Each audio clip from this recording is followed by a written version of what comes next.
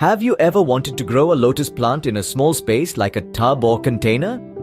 Well, it's entirely possible and can add a touch of elegance to any space. Here's how to do it.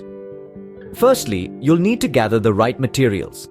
This includes a large container or tub, heavy garden soil or loam, a slow-release fertilizer suitable for aquatic plants, lotus tubers or seeds, gravel or small stones, and of course, a water source. Start by selecting a container.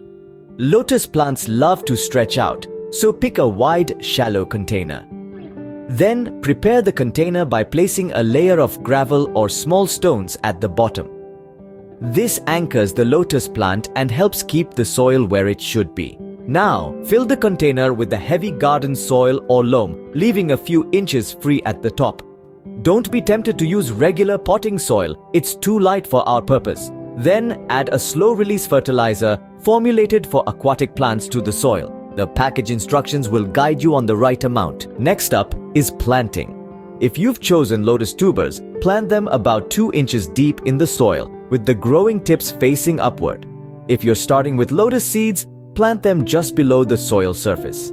You can either sprout them in a separate container first, or plant them directly into the soil. The next step is watering. Gently moisten the soil until it's evenly wet. Keep it consistently moist and maintain a water level over the soil surface. Once your plant is in place, find a sunny spot for it. Lotus plants love sunlight and need at least 6-8 hours a day. As your lotus plant grows, maintain a water depth of at least 6 inches above the soil surface.